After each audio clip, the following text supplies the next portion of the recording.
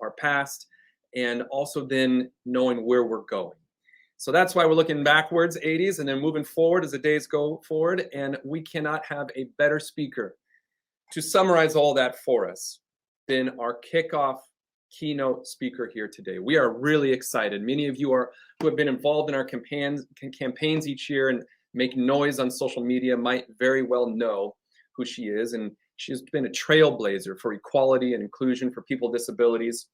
Rebecca Cokley is the program officer for the Ford Foundation's first ever U.S. Disability Rights Program, which is focused on strengthening the field, building a pipeline of leadership, promoting disability pride, mobilizing resources toward disability rights work.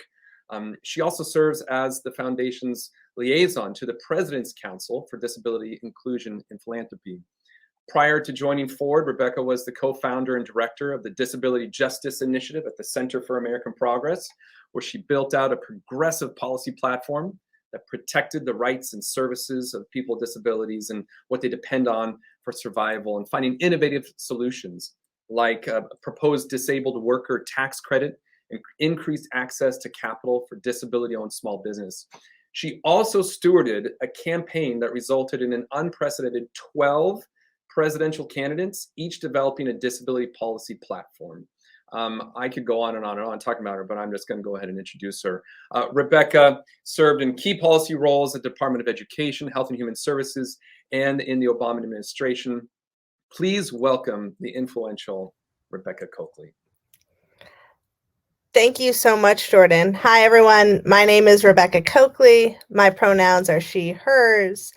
I have achondroplasia, achondroplasia, which is the most common form of dwarfism.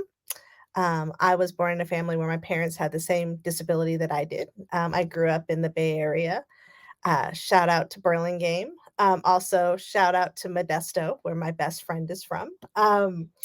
And today, I come to you from the land of the Lenape people here in the great state of New Jersey. I want to give particular thanks to our colleagues at UCP, at the ARC, and at Easter Seals. It's nice to be back in California, albeit virtually. And so I wanted to kick off with my presentation. Pam, can we bring up my slides?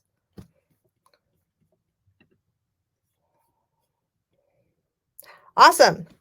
So the past, the present, and the future of disability rights. I have two different photographs here. The first is a photo from a disability pride parade taken in Chicago. That includes a bunch of the elders of the disability community, notable Californians or wannabe Californians. Judy Heumann is in the photograph. Paul Stephen Miller is in the photograph. Justin Dart, the father of the ADA, and a number of others. And then the next photograph is a photo of this next generation's leaders with disabilities.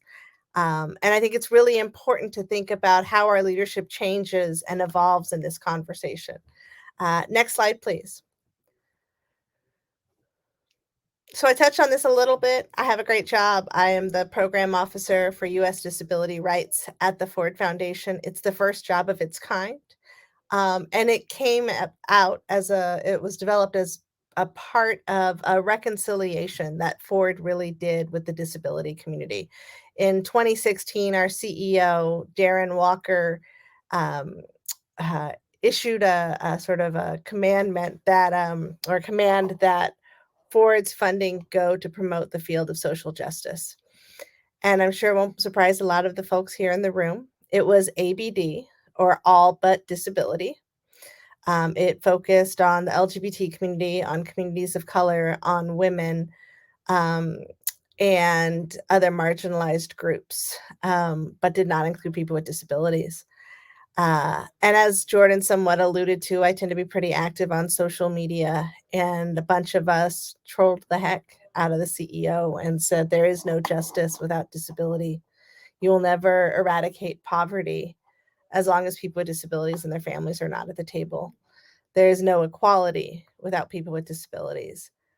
And to his credit, and not a lot of CEOs would do this, he listened. and he invited us in to join him in a conversation. And that's how I sort of landed where I am today.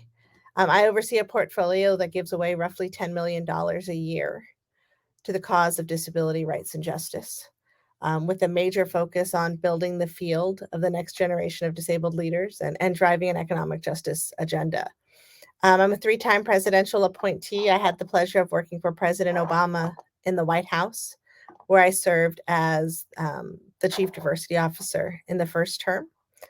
I am an AFOL, or an adult fan of Lego. I am the least crafty person on the face of the planet. I can't knit, I can't crochet, I can't hem my pants, but I can do the heck out of a Lego project. And that is my happy space. I grew up actually on a college campus in California. I grew up on the campus of College of San Mateo, which is a community college in the peninsula. My mom ran the Disabled Student Center there, and my dad ran a center for independent living. So it really is like being home, being here today with all of you and talking. Next slide, please. I want to take a moment to welcome all of you in this space. I want to take a moment in particular to welcome the people with disabilities in the space. And I want to be really clear in saying that includes even those of you that don't self-identify, that maybe you are a caregiver and you live with depression, or you're a parent or an ally and you have a disability that you don't talk about. I want to welcome you to this space. We're happy that you're here.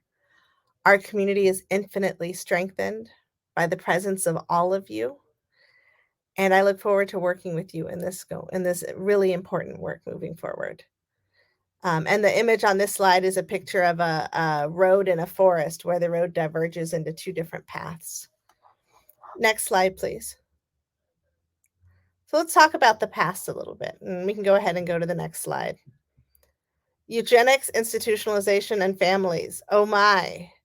When our movement was born, it really was born out of the medical model, the notion that we as people with disabilities are broken and need to be fixed.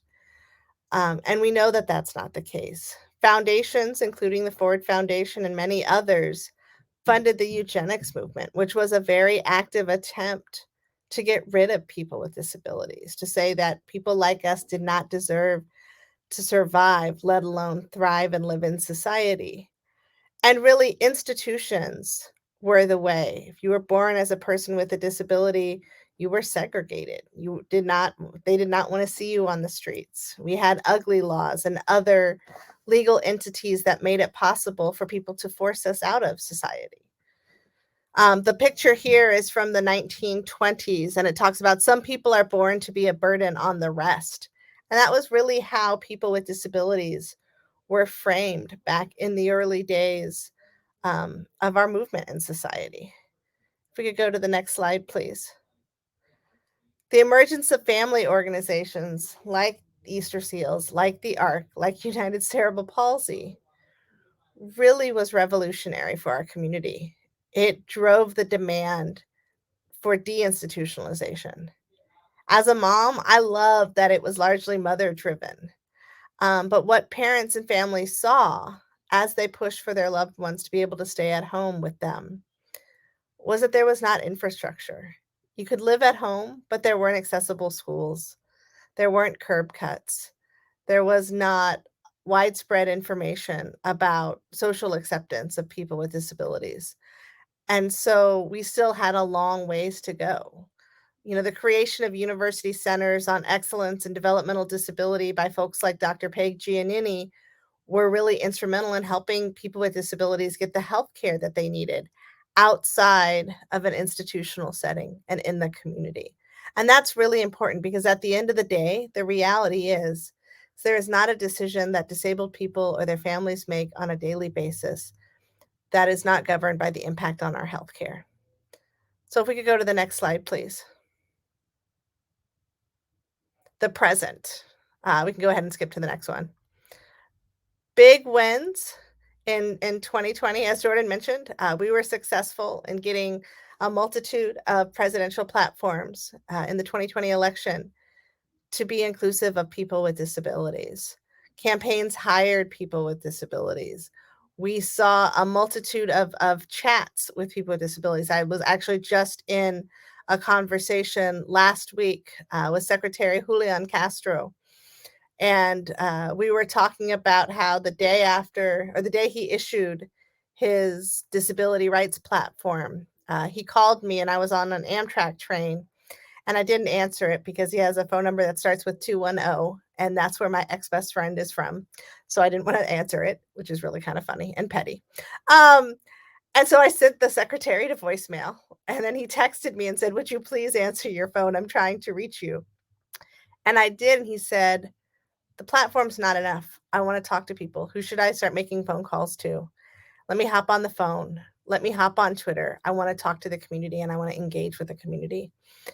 And that wasn't something that prior to 2020 we saw candidates actively do. And I think it was really, in many ways, a credit to folks like Alice Wong and others who've been driving the conversation through groups like Crip the Vote, that people with disabilities have a right to be at the table. And if the table doesn't fit, then we build a new table. We saw disability raised as questions in the debate, both specifically disability questions, as well as we saw a number of candidates actually reframe their answer for a question on the impact that that issue would have on the disability community. I think one of the most exciting things was we saw increased options for voting because of a pandemic, because of everything else that was happening in the world in 2020.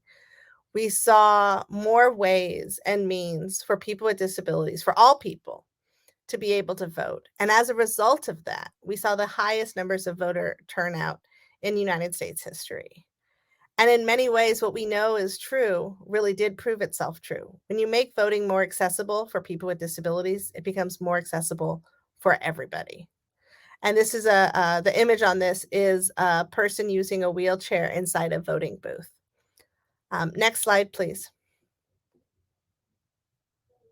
We also have seen the emergence of disability justice.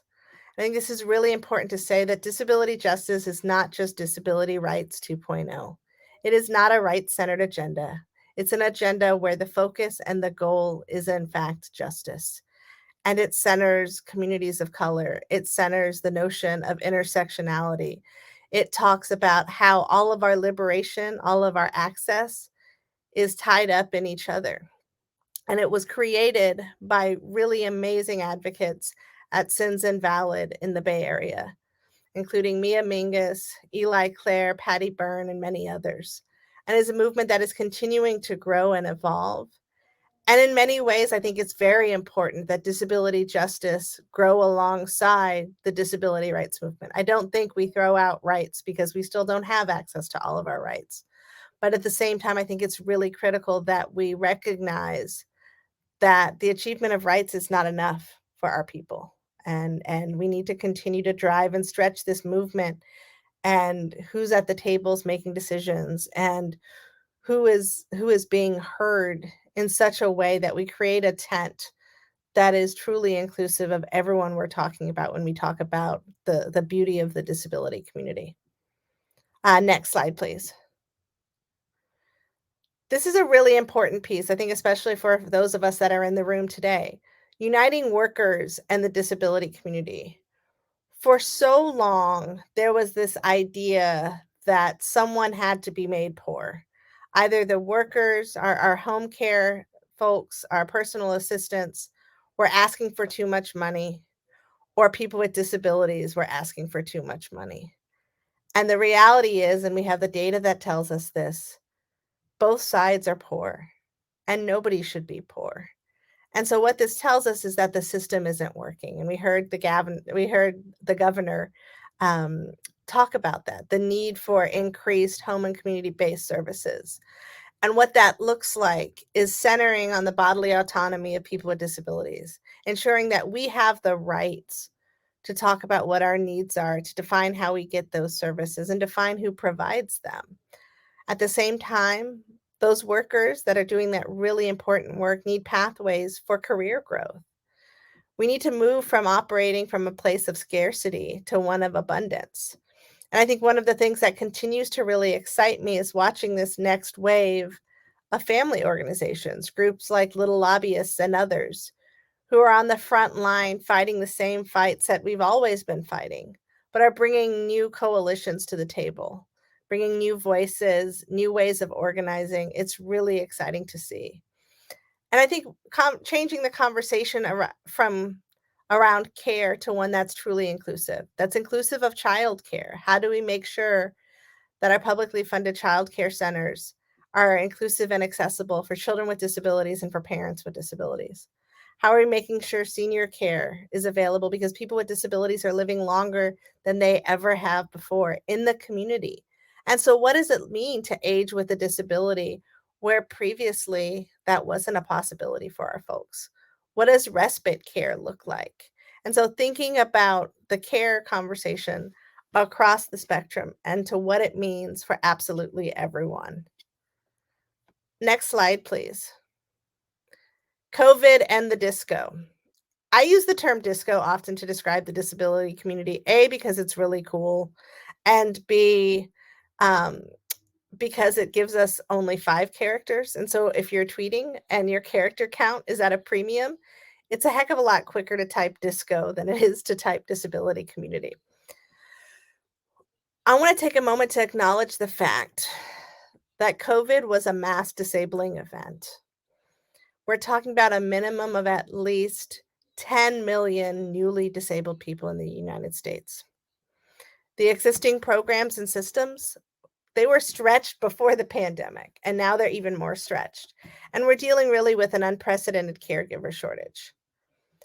And I issue this as a challenge to all of us in the room. I was talking to some elders in the disability community a couple of weeks ago, and we were talking about the COVID generation of the disability community. And somebody said, well, it's on them to find us. And I paused and I said, it's on them to find us? Like, how are they supposed to find us? Like, look up disco in the phone book or Google disco and figure out what this looks like? And they said, well, we just don't have the time. And I said, but we're welcoming people to our community.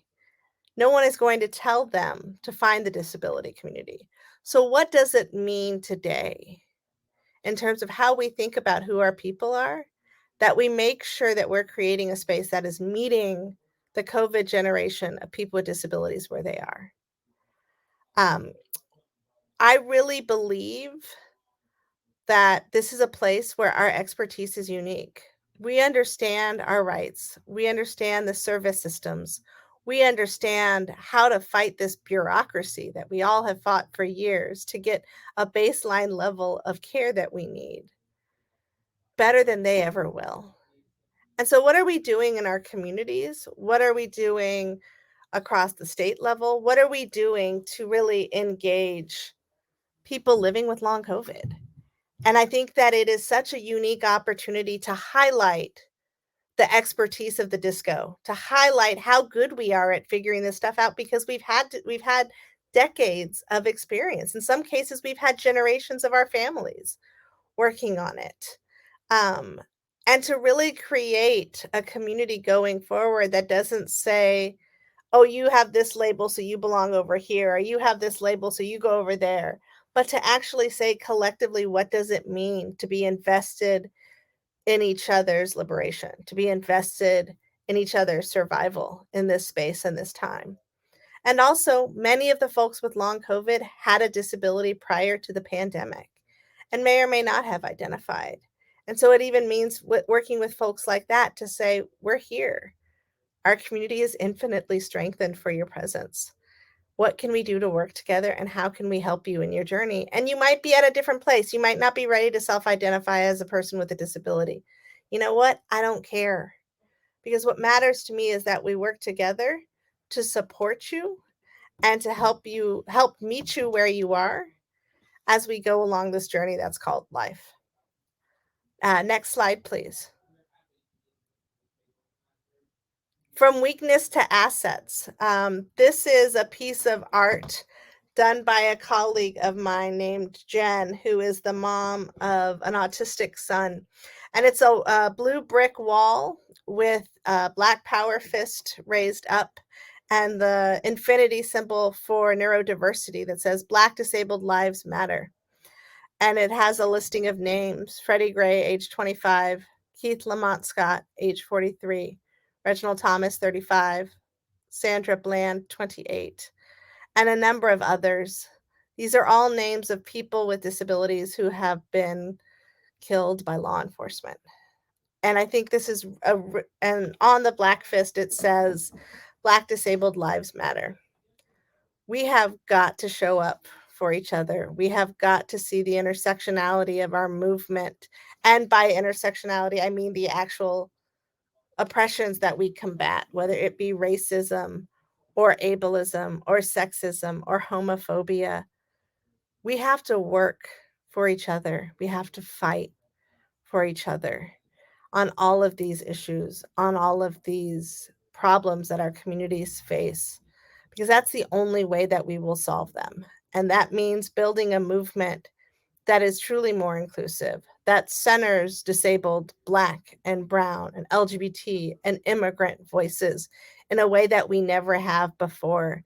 It means going beyond cultural competence to actually saying cultural transformation. How do we transform our movements in this moment? Because we have to, because that is actual justice, not perpetuating the status quo, but thinking about how do we change how we lead? How do we change how we work? How do we change how we advocate in such a way that these names don't just become a hashtag on the internet? That we actually work to create a better world for the next generation of leaders, that we actually have the data we need to make well-informed policy decisions, to hold entities in power accountable for their abuses, for their neglect, and move forward in such a way that we don't see the diversity of our movement as a liability. We see it as the tremendous asset that it is. Next slide, please. The fights ahead. As I sort of touched on the first point, creating and normalizing a movement that's grounded in intersectionality is going to be really key. Showing up for other movements, fighting to save the rights that we have, fighting to save the ADA. Every year, my heart breaks because I watch a bill get introduced into the United States Congress that will repeal Title III of the ADA. And I will never forget that February 12th, 2018, an ADA notification bill passed the United States House of Representatives. And I will never forget it because that's actually my 4-year-old son's birthday. And I got a call from the New York Times while I was sitting at the hospital after having a C-section at 6 o'clock in the morning, asking me my thoughts about the fact that the US House had just voted to repeal disabled people's right to public accommodations. And so even when we feel like we're in positions of strength, we still have to fight. We still have to show up. And the last bit I think is really important, is a piece that I know hits home for a lot of us, which is how do we make that disconnect that so strongly ties disability and poverty, because they are causes and consequences of each other. Next slide, please. The future. So I am just stretching myself out there to say what I want to see in the future. And honestly, I'm not going to lie, this is our funding strategy. This is how we're thinking about the work that we're doing going forward at Ford. The first bit of it is building a strong, a robust, and a representative field. So the Ford Foundation is investing an unprecedented amount of money in shoring up the disability field. That means both legacy organizations, so organizations that have been around since the New Deal era. That means helping grow new disability-specific organizations. For example, the Disabled Journalists Association, which is housed at Storyline Partners, thinking about what are the other places that we have opportunities to build new organizations. What does it look like for people with myalgic encephalomyelitis, or what used to be called chronic fatigue syndrome? Apologies to the interpreter. I know that's a mouthful. Thank you. Also building race and disability organizations, funding organizations like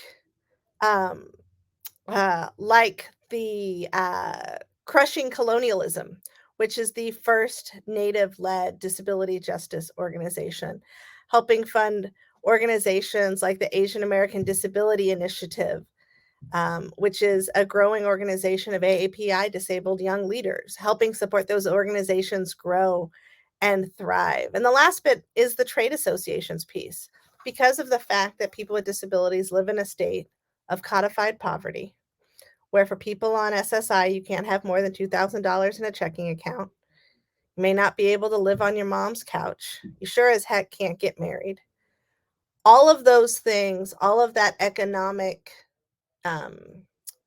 instability has led to a community where we don't have an organization of disabled doctors, where we don't have a disabled caucus of teachers within the major teachers unions. And so really thinking about what does it look like to build organizations supporting professionals with disabilities across the spectrum, and how do we support them to grow and to thrive in these spaces. Next slide, please. The economic justice piece, as I brought up, this thing is called an Ouroboros. It's a snake that's eating its own tail. Disability and poverty are causes and consequences of each other. If you are a person with a disability, you are more likely to be poor. You are more likely to be disabled if you are already poor. And so really thinking about how do we break apart this siloing. And so last week, we were really excited to launch with our colleagues at the Century Foundation something called the Disability and Economic Justice Collaborative, which has brought together over 20 organizations, half of which are disability organizations, half of which are anti-poverty organizations, to say, how do we ensure that any solution put forth to ameliorate poverty in this country include people with disabilities and not harm people with disabilities? Everything from how do we talk about the conversation around reparations in such a way that does not flag asset limits for people with disabilities? How do we make sure that paid family medical leave include coverage for a chosen family? Because we know that people with disabilities are more likely to take leave to care for someone who is not a biological relative. The second piece of this is data. We don't have good data in disability. And even less than a year ago, when we watched the House of Representatives push for a COVID bill that included data collection on people with disabilities and long COVID, we watched the Senate line out that request. So we really need better data. And so one of the things that I did when I came to the Ford Foundation is fund some really exciting work at the University of Illinois, Chicago, helmed by Dr. Kate Caldwell, who is an economist with a disability, to start getting us really good breakdowns of disability data. And not just the typical disability data, but disability data broken down across the lines of race and gender and LGBT identity and economic status and immigrant status, to actually be able to paint a better picture of what the disability community looks like. And the last piece of this I see is really important is the polling piece. People with disabilities don't get polled, even during election season. If people call your house to ask you your opinions on issues and they suspect that you have a disability, they will eliminate you from the polling list. People with disabilities don't get asked their opinions when leaving a polling place after voting. They will purposely avoid you. I have maybe once or twice in my life chased down a pollster to be like, why aren't you asking me questions? You asked the two people in front of me and the person behind me. Why don't I get to give you my opinion?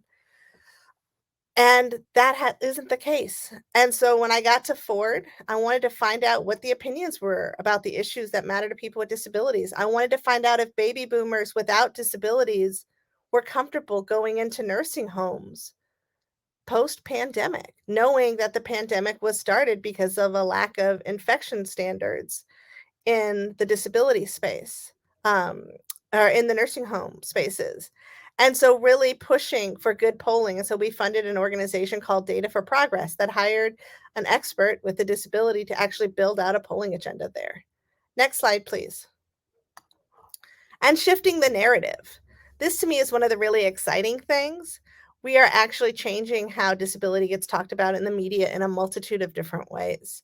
As I mentioned earlier, we're funding a group called the Disabled Journalists Association, which is funded at Storyline Partners, because we know that people with disabilities need support inside of newsrooms, and we need more of them.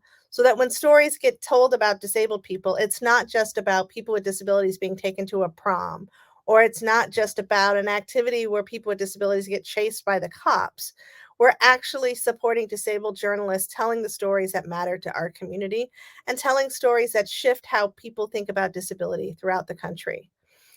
We funded an organization called Levant Consulting to actually build out what we're calling the Disability Wikipedia Project, which is a national effort to shift the descriptions of disability on Wikipedia and to make sure that there are more stories about people with disabilities and disability history. We have funded work by the Washington Post that created a Disability in America series. Rewire, which is an organization that does phenomenal coverage on reproductive justice issues. And this story focused on an Oregon couple can get their kids back from foster care, but most disabled people don't get that chance. And the Inevitable Foundation, which is an organization of screenwriters with disabilities. And yesterday, we are very excited to announce that we are a supporter of an organization called The Emancipator, which is a major anti-racist newspaper being released. And it's really exciting to be a disability funder committed to this work. And our partners over there are very excited to be supportive of writers with disabilities and story coverage that features and centers people with disabilities. Next slide, please. The future. This is a quote from my dear friend and Congresswoman Ayanna Pressley, who said last week at the launch of the Disability and Economic Justice Collaborative, "We are no longer fighting for scraps, we are fighting for liberation." And so I welcome all of you to join me in that fight. And we can go ahead and go to the next slide. And I also want to point out the fact that the Congresswoman is one of the first openly disabled women in Congress.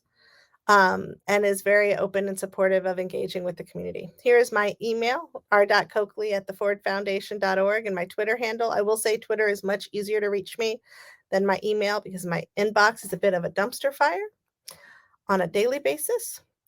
And I wanted to move to questions. So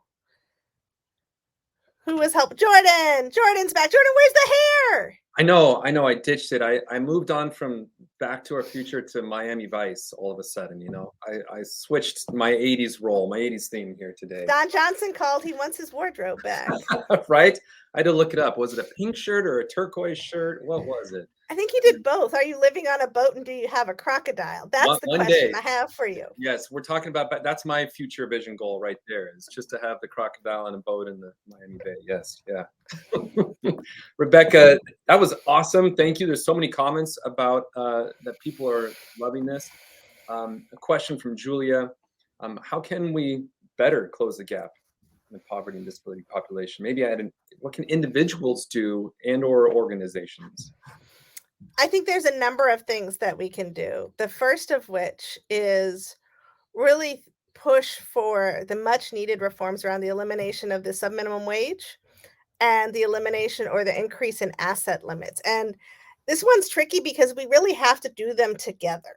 The way it currently stands is if we eliminate the subminimum wage without raising asset limits, people with disabilities will still lose their health care because they'll make too much money.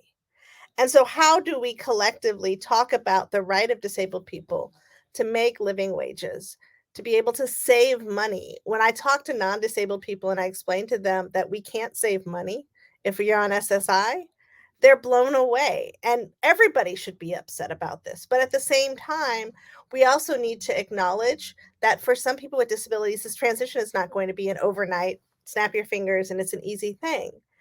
And so there's opportunities in a number of pieces of legislation that are being proposed now to allow a graduated transition.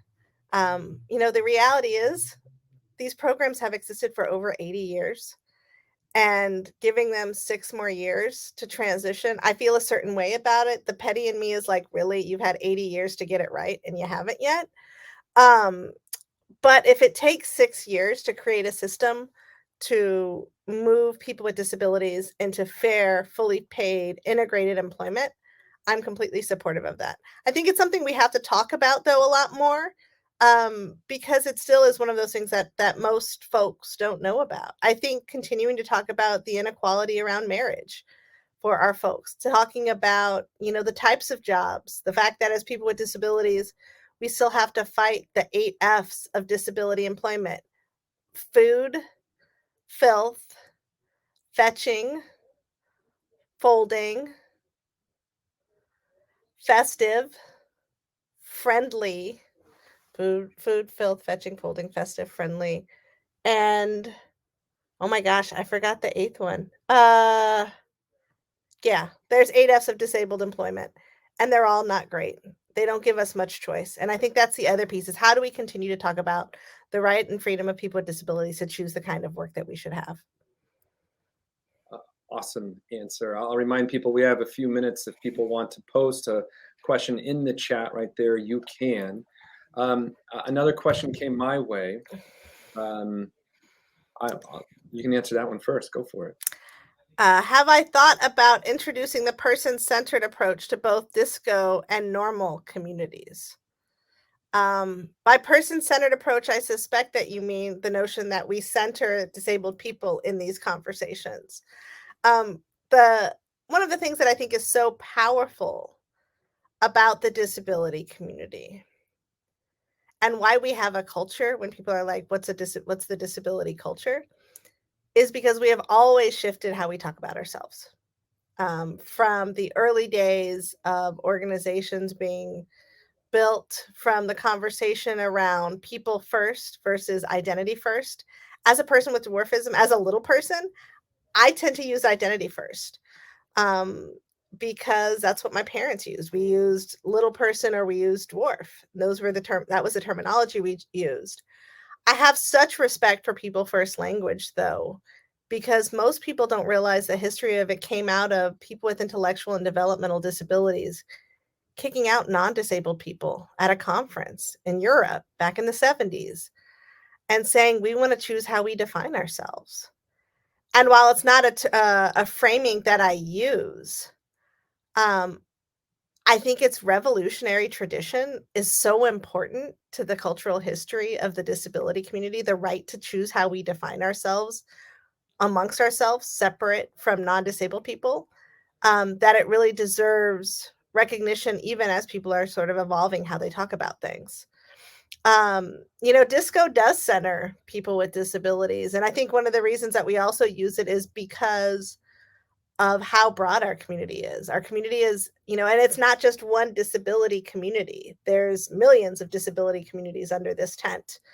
And being able to find a term that was really short, honestly, that was the real impetus for our use of it, was like 5 characters. That's awesome. And doing something in such a way that identifies that there's more than just one. There's, a whole bunch of different groups under this big, beautiful tent. And we have a responsibility to amplify the voices of everybody. I love that.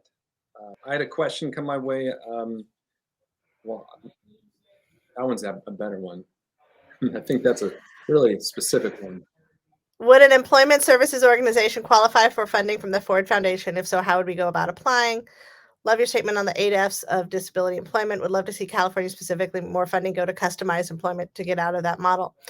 We do not fund direct services, so we do not fund employment programs. What I would suggest folks do for additional insight on what foundations are funding in the space is there is a great organization that we co-chair called the President's Council for Disability Inclusion and Philanthropy. It's made up of 17 foundations that have a large focus on grant making on disability issues and hiring people with disabilities internally.